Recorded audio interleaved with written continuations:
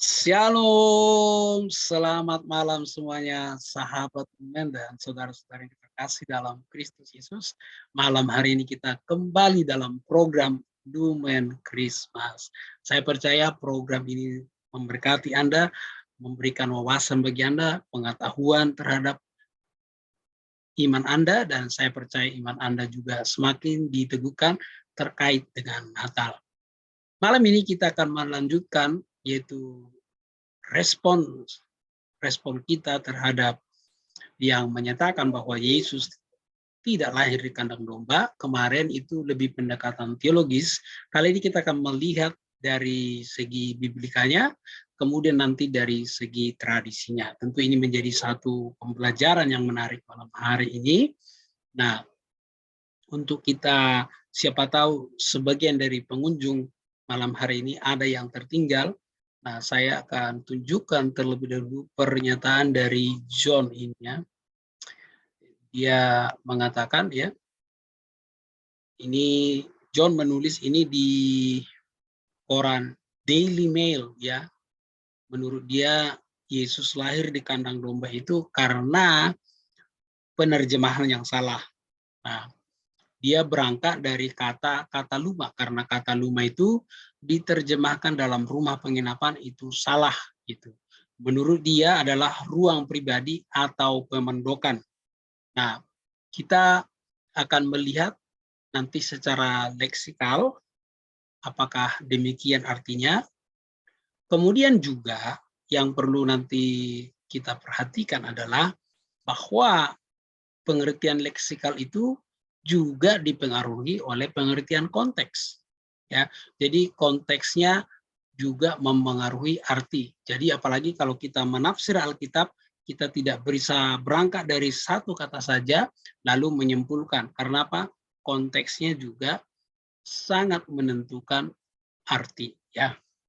Nah, jadi kita akan lihat ke sana. Nah, sebelum kita membahas ini, kita akan melanjutkan pembacaan kita, yaitu dari Lukas pasal yang kedua. Sebelum kita baca Lukas yang pasal yang kedua, saya mengucapkan selamat Hari Ibu ya bagi ibu-ibu sedunia, ibu-ibu sahabat Lumen, ibu-ibu saudara-saudara yang kasih dalam Kristus Yesus. Anda adalah wanita yang luar biasa yang mengorbankan segalanya ya. Perjuangan seorang itu dahsyat. Ya, saya ucapkan juga secara khusus selamat Hari Ibu buat istri saya yang terkasih yang merawat 4 anak saya, termasuk merawat saya juga ya. Jadi ibu itu memang luar biasa ya. Saya berdoa biar para ibu-ibu di dunia ini menjadi diberkati oleh Tuhan, diberi sukacita dan sejahtera dan umur yang panjang. Dan kita semua yang sebagai anak ataupun sebagai suami, mari kita mengasihi mereka karena mereka ini adalah orang-orang yang luar biasa ya. Puji Tuhan. Nah, kita akan melanjutkan pembacaan kita, yaitu dari dalam kitab Lukas ya.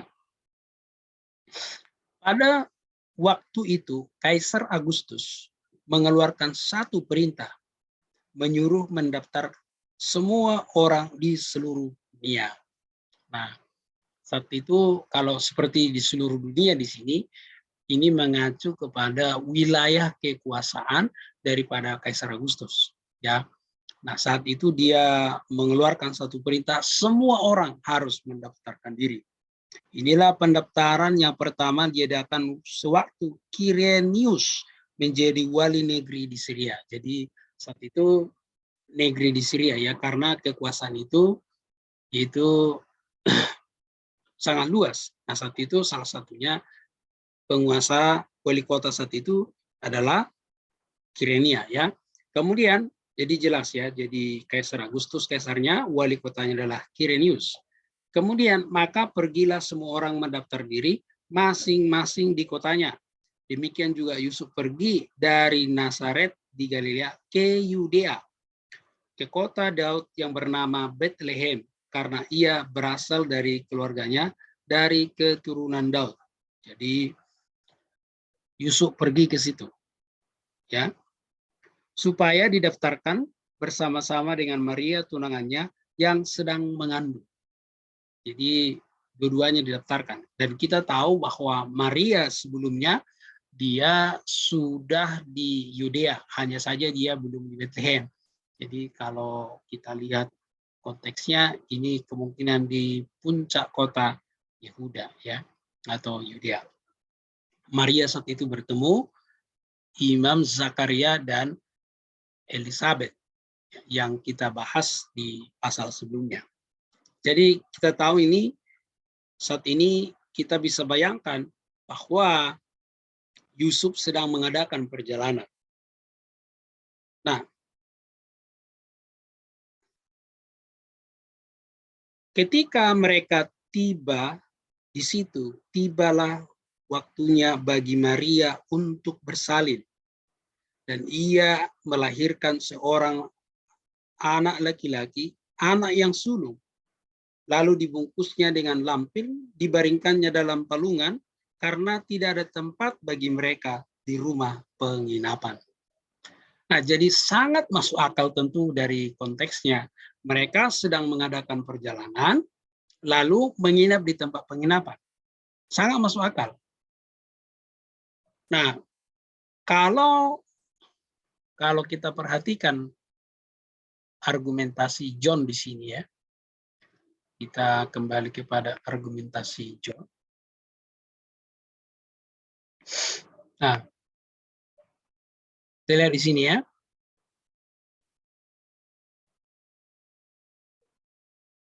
Penjelasan Paul maksud saya, bukan John.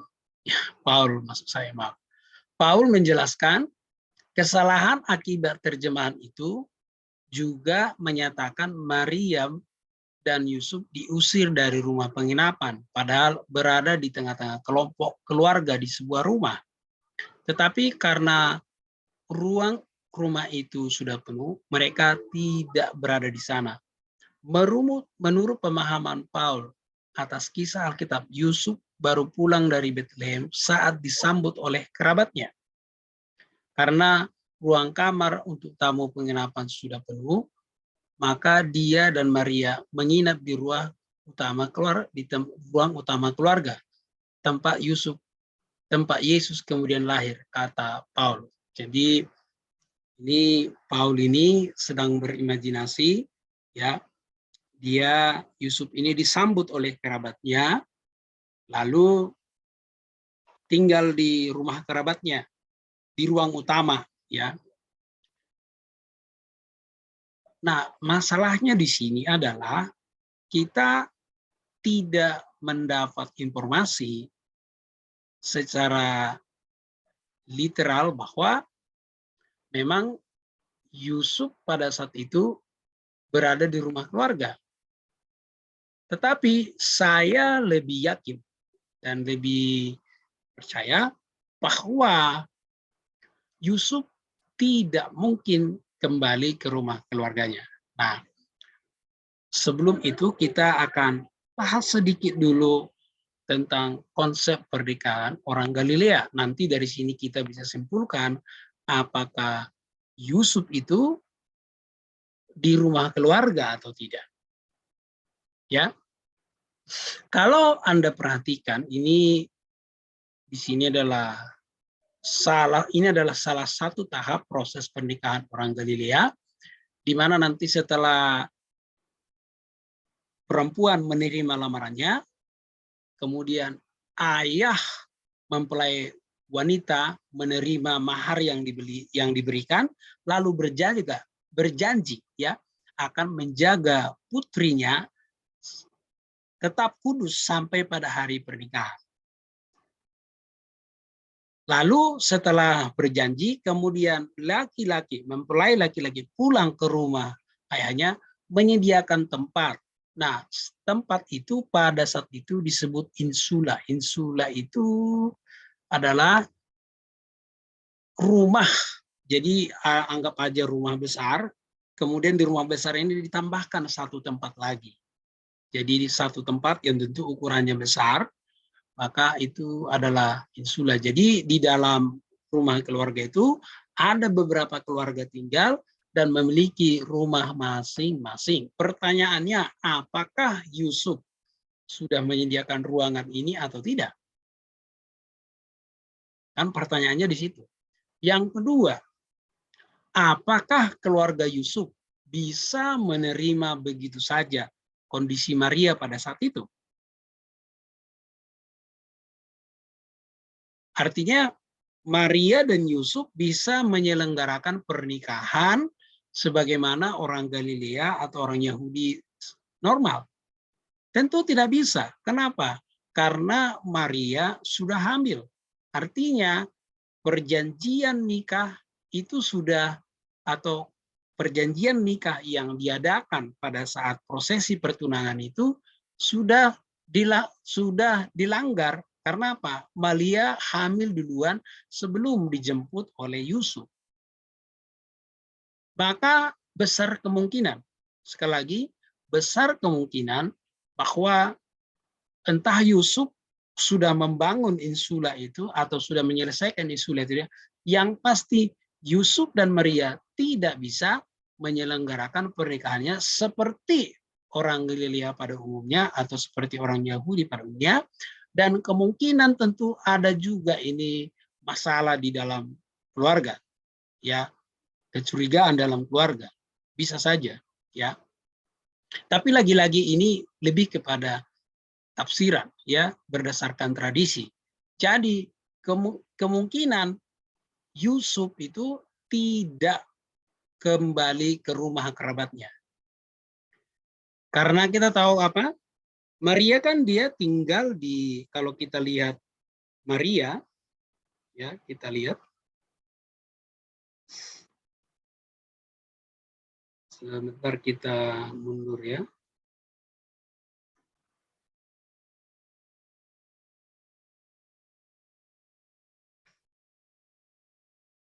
Dalam bulan yang ke-6, Allah menyuruh malaikat Gabriel pergi ke sebuah kota di Galilea bernama Nazaret. Ya, jadi Maria dia ada di Nazaret. Nah, pendaftarannya di mana? Pendaftaran yang dilakukan juga yaitu masih berdekatan, ya, di Galilea ke Yudea, kota Daud Bethlehem, jadi kota yang berbeda. Tapi kita tahu bahwa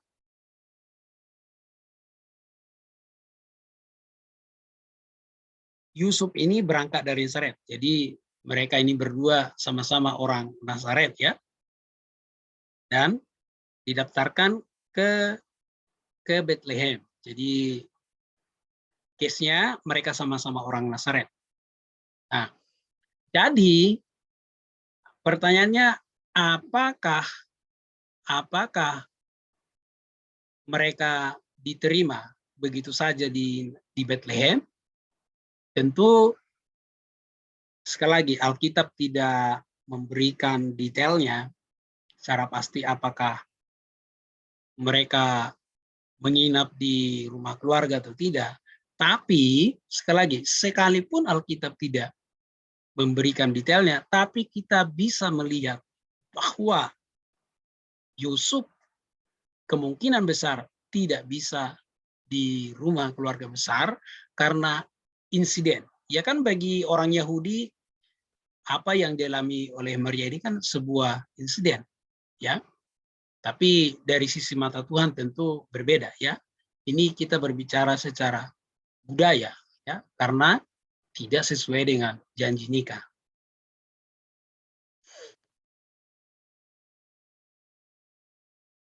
Nah, sekarang kita berangkat ke kata ini, kata luma. Nah, Paul dia menerjemahkan ini, dia lebih suka menggunakan terjemahan ini ruang pribadi atau pemondokan, ya. Jadi itu sebabnya dia yakin bahwa memang Yesus itu lahir di ruang utama, ya.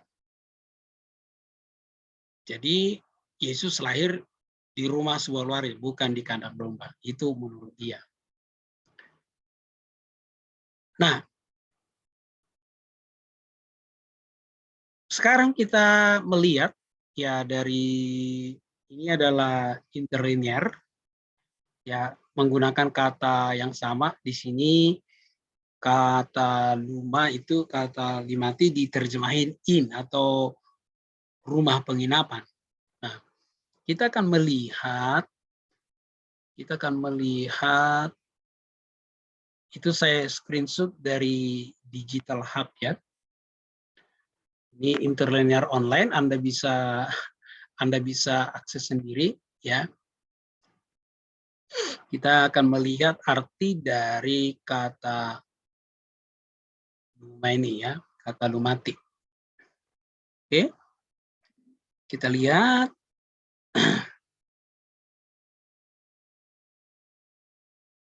Jadi ini dalam bahasa diterjemahkan in. Jadi memang berasal dari kata lumati hanya satu kali ya digunakan. Tapi kalau di dalam konkordansi ini ada sekitar 3 kali ya. Nah, jadi ini diterjemahkan in atau penginapan. Nah, ini salah satu interlinear. Kemudian kalau kita tampilkan di sini, Anda perhatikan ini.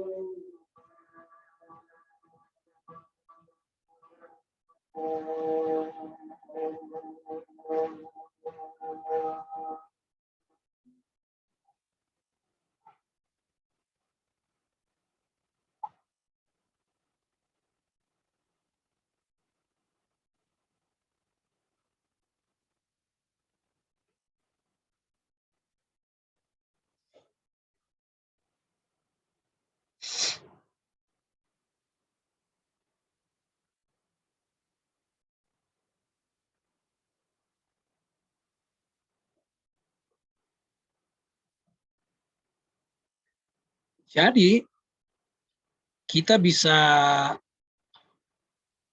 ya, saya ulang lagi ya. Kita perhatikan di sini, ini lodging place atau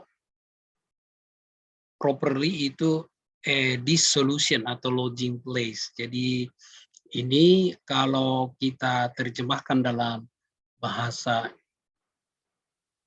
Indonesia lebih kepada tempat penginapan. Memang bahasa Indonesia menerjemahkannya tempat penginapan, ya. Dan kalau kita melihat juga dari ini ada salah satu lagi interlinear ya, pengertian dari leksikalnya, yaitu inn atau guest chamber. Ya, jadi ini rumah penginapan atau ya guest chamber juga rumah penginapan ya, tapi jadi kita tidak menemukan di sini pengertian ruang pribadi ya. Tadi juga kita sudah melihat tidak berbicara itu ruang pribadi ya. Nah, saya punya interlinear juga di sini di HP saya. Tapi ya saya akan bacakan bagi kita arti leksikalnya ya. Ini biasanya oke. Saya akan jadi begini, asal katanya. Asal kata itu dari kata luo, properly a dissolution atau breaking up of a journey. Implikasinya adalah lodging place atau tempat pemberhentian sementara. Jadi kalau orang yang sedang perjalanan, jadi mereka menginap di satu tempat. Nah itu kan jelas sekali bahwa asal kata dari kata lumau ini atau kata lu itu adalah rumah penginapan. Jadi bukan rumah pribadi. Tadi saya sudah jelaskan, kalau rumah pribadi, tadi saya sudah jelaskan, kemungkinan besar itu tidak mungkin. Karena apa? Kita tahu, lagi-lagi, dari secara budaya orang Galilea, pernikahan Yusuf itu dengan Maria itu udah pernikahan yang luar biasa, bukan pernikahan yang biasa dilakukan oleh orang Galilea, ya. Yang secara kasat mata dari segi tradisi saat itu Maria tidak menepati janji pernikahan itu. Jadi tidak mungkin mereka bisa seenaknya pulang ke rumah keluarga. Kemungkinan tidak bisa semudah itu. Pasti ada tantangannya. Itu sebabnya Yusuf memilih menginap di rumah penginapan. Ya tentu supaya lebih aman. Nah, itu bukti yang pertama bahwa tidak mungkin Yesus lahir di rumah. Yang kedua, kita perhatikan begini. Kalau selama ini Anda beranggapan ya palungan itu kan sering kita ini banyak kalau Anda lihat seperti ini gambar ini banyak yang di internet seperti ini menggambarkan palungan itu seperti itu. Kenapa lagi-lagi mindset kita palungan yang ada di pikiran kita ini seperti palungan yang ada di kandang-kandang hewan yang ada di Indonesia ini. Nah, itu dua hal yang berbeda. Palungan yang digunakan di Middle Eger itu bukan terbuat dari kayu, tapi itu dari batu seperti ini. Nah, rata-rata ukurannya itu 50 sampai 100 cm ya. Jadi 50 kali 100 itu sangat cukup ya, sangat cukup. Nah, itu diukir dari batu seperti ini. Nah, pertanyaan saya, palungan seperti ini untuk apa di rumah?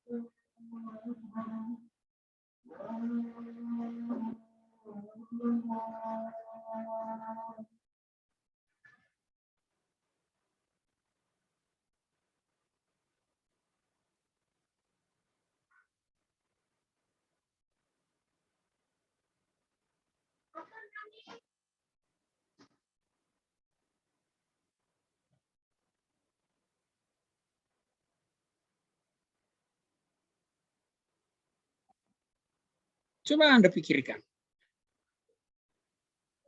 apakah kemungkinan ada ini di rumah pribadi gitu?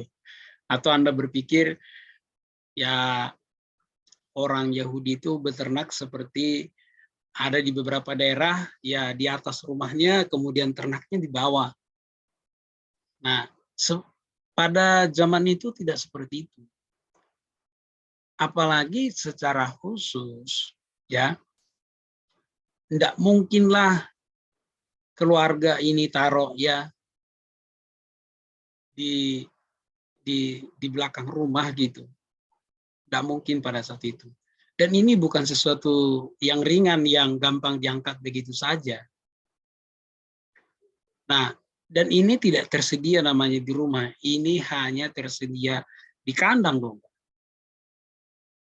Itu sebabnya para teolog bahkan semua orang Kristen pada saat ini percaya bahwa Yesus lahir di kandang domba karena berdasarkan palungan ini. Nah, palungan juga pada saat itu ada memang yang bisa diangkat seperti ini, ada langsung yang menempel di gua-gua. Nah, kemudian seperti yang saya katakan sebelumnya, Yesus itu tidak lahir di sembarangan kandang domba. Ya, Yesus itu lahir di Middle Eger, ya. Jadi ini adalah kandang domba yang khusus untuk digunakan untuk persembahan-persembahan, yaitu yang ada di bait suci. Jadi sangat tidak mungkin Yesus lahir di rumah pribadi. Ya, Yesus lebih tepat lahir di kandang domba. Sekali lagi, kelahiran Yesus itu menggenapi semua nubuatan-nubuatan yang disampaikan oleh para nabi. Saat ini kita bahkan kalau kita lihat di kitab Wahyu, siapakah yang layak membuka gulungan kitab itu, yaitu anak domba. Namanya anak domba lahir di kandang domba. Jadi sangat logis Yesus lahir di kandang domba. Tapi tidak sehina-hina yang Anda pikirkan itu. ya. Yesus lahir di kandang domba di Migdal Eder, ya. Kandang domba yang khusus, ya, yang secara khusus digunakan, atau domba-domba yang di situ digunakan untuk kurban-kurban yang ada di Bait Allah. Dan kita tahu bahwa Yesus adalah anak domba Allah yang menggenapi semua kurban itu. Ya, sesuai dengan filosofi yang ada di paham para gembala saat itu atau Migdal Eder pada saat itu, bahwa apa saja yang lahir di situ akan dipersembahkan ke Bait Allah. Nah, Yesus mempersembahkan dirinya sebagai kurban penghapus dosa sekali untuk selamanya. Dia menggenapi semua kurban-kurban yang di situ. Sehingga kita sekarang tidak lagi melakukan kurban. Ini adalah sesuatu yang luar biasa. Jadi menurut saya, Paul di sini tidak bisa hanya berangkat dari kata itu saja. Karena apa? Konteksnya, namanya orang dalam perjalanan, maka sangat masuk akal dia berada di rumah penginapan. Tapi saat itu rumah penginapan penuh. Yang kedua, masa di rumah penginapan ada palungan seperti ini? Bukan palungan yang seperti ini yang bisa Anda ambilkan begitu saja dari belakang. Tapi saat itu kan case-nya itu sudah urgent, orang sudah melahirkan. Saya mendampingi istri saya 3 kali ya mau melahirkan, ya. 3 kali melahirkan, saya tahu seperti apa, dan tidak mungkin saya pribadi sanggup angkat seperti ini. Tidak mungkin. Ya, Yusuf saat itu masih sempat cari di mana ini palungan. Itu berat loh palungannya. Maka yang lebih mudah adalah Yusuf dan Maria pergi ke kandang domba di Migdal Eder, yang Yusuf juga tahu, ya. Yusuf juga tahu bahwa di sana mereka tidak akan ditolak. Jadi sekali lagi, ini tidak ada yang kebetulan, semuanya ada di dalam kendali Allah. Jadi Yesus lahir di kandang domba, itu sebabnya dia disebut anak domba Allah. Kemudian Yesus tidak mungkin lahir di rumah penginapan, ya, karena di rumah penginapan tidak mungkin disediakan ada palungan model seperti ini. Yesus tidak mungkin menginap di rumah kerabat, Yusuf tidak mungkin menginap di rumah kerabatnya, karena pernikahannya secara budaya itu pernikahan luar biasa, ya. Karena Maria secara budaya tidak menepati janjinya, karena harusnya Maria selama setahun itu sebelum Yusuf menjemput kembali, Maria seharusnya tidak boleh hamil, ya. Tapi faktanya Maria hamil sebelum 12 bulan, itu sebabnya kita tahu bahwa Yusuf mau diam-diam menceraikan. Jadi dari 2 sesi ini saya sudah simpulkan bahwa Yesus lahir di kandang domba di Migdal Eder. Yesus tidak lahir di rumah saudaranya Yusuf, apalagi di ruang utama. Tidak. Sekali lagi, saya Dr. Tolok mengucapkan selamat Hari Ibu bagi kita semua. Selamat menyambut Natal yang beberapa hari kita akan laksanakan. Dan bagi saudara-saudara yang diberkati melalui channel ini, saya minta dukungannya. Silakan dukung channel ini dengan cara yang memberikan komentar yang positif, kemudian membagikannya kepada saudara-saudara kita sebanyak mungkin. Jadi bagi saudara-saudara seiman yang baru pertama kali hadir di sini, silakan tekan tombol subscribe-nya, aktifkan loncengnya, ya. Seperti itu, tinggal komentar yang positif lalu bagikan kepada sebanyak mungkin. Nah, itu saja dulu hari ini. Besok kita akan lanjutkan. Tuhan Yesus memberkati.